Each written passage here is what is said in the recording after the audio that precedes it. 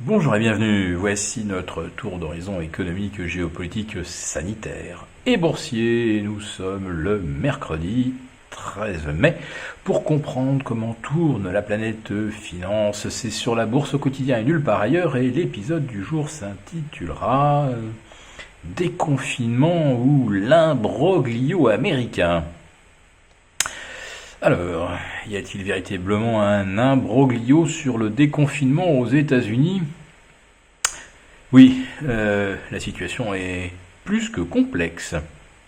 On va commencer par jeter un petit coup d'œil sur la Maison Blanche, la Maison Blanche qui n'arrête pas de multiplier les injonctions à reprendre l'activité au plus vite car la pandémie est en train de se terminer.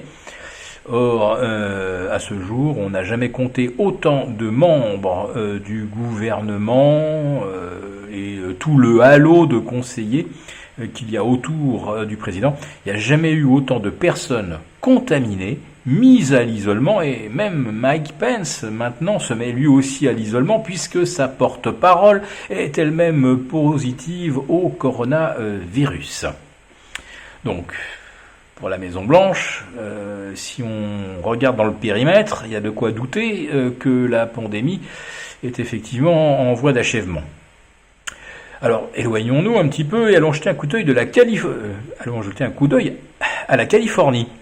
Alors, vous avez Elon Musk qui annonce qu'il fait reprendre le travail à ses salariés dans le comté d'Alameda, en contradiction d'ailleurs avec les règles sanitaires instaurées dans cette partie de la Californie, juste en face de San Francisco, de l'autre côté de la baie. Et le comté d'Alameda, parce que Elon Musk, ça représente quand même quelques milliers d'emplois, directs ou induits, décide d'assouplir un petit peu les règles. Eh bien, riposte immédiate des autorités sanitaires de Los Angeles, qui est peut-être la 4e plus grande métropole américaine. Et là, eh bien, le ton est tout à fait différent.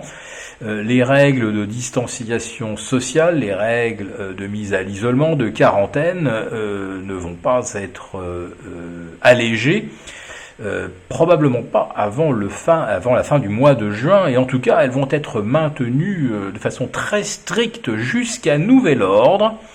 Donc vous avez des parties de la Californie où, sous la pression, le chantage d'Elon Musk, soutenu par Donald Trump, on essaie d'aménager un petit peu les règles sanitaires, et puis vous avez d'autres parties où, au contraire, on vous annonce qu'on n'est pas sorti des ronces et qu'on n'est pas prêt de retrouver une vie normale. Alors, on pourrait multiplier les exemples. Tiens, il y a une nouvelle poussée pandémique au Texas, alors que pourtant le Texas était un petit peu à la pointe des États qui voulaient vraiment remettre tous les moteurs en marche. La Géorgie, on a dû faire machine arrière. Et puis alors, quelle est la ligne directrice réellement dans le pays ? Eh bien, peut-être que la plus raisonnable, c'est celle du docteur Anthony Fauci, qui est le conseiller pour les questions de santé de la Maison Blanche, pas seulement de Donald Trump, puisqu'il a également officié sous d'autres présidents, notamment Obama ou George Bush Jr., donc c'est une référence, et lui annonçait hier que rouvrir les écoles, par exemple, dans beaucoup d'États, eh bien c'était peut-être aller trop vite, trop fort, et il a même repris cette image qui parle beaucoup aux Américains, enfin ceux qui ont un petit peu de culture. Il disait même c'est un pont trop loin. Alors ça, c'est une allusion à cette offensive américaine de 1944 qui visait à reprendre tous les ponts sur le Rhin pour arriver plus vite à Berlin. Et ils ont repris 3, puis 4 ponts, et le 4e, ça a été un fiasco total qui a failli remettre en cause toute l'opération. Le fameux pont trop loin, je crois que c'était le pont de Remagen. Et ça s'est donc mal fini, et les Américains en ont gardé un souvenir assez cuisant. Voilà. Et les mots du docteur Fauci sont d'ailleurs assez forts, puisqu'il dit que aller trop vite dans le déconfinement pourrait avoir des conséquences graves. Alors je ne sais pas si c'est ça qui a provoqué la version de vapeur radicale qu'on a observée mardi soir à Wall Street, mais enfin n'empêche que ça a été quand même une sacrée douche froide, puisque nous avions un Nasdaq qui gagnait 0,5%, le Nasdaq 100, on était à 7e séance de hausse consécutive, plus 7 d'ailleurs depuis le 1er janvier, et puis patatras, on a terminé en baisse de près de 2%, un écart qu'on a aussitôt retrouvé d'ailleurs sur les places européennes. Donc là, je ne sais pas si vous comprenez bien le schéma. Quand Wall Street reprend 30-35% sur ses plus bas, nous on en reprend 20 ou 25 péniblement. Et dès que Wall Street repère 2%, vous pouvez être à peu près certain qu'on en repère autant en Europe. Donc on ne suit pas Wall Street à la hausse. Par contre, on accompagne très très bien les mouvements de correction. Bon, ça c'est assez logique. Et ça tient naturellement aux quantités de liquidités injectées dans le système. Alors je ne dirais pas économique, parce que pour l'instant l'argent ne va pas encore dans le système économique, il est pour l'instant uniquement dans le système financier.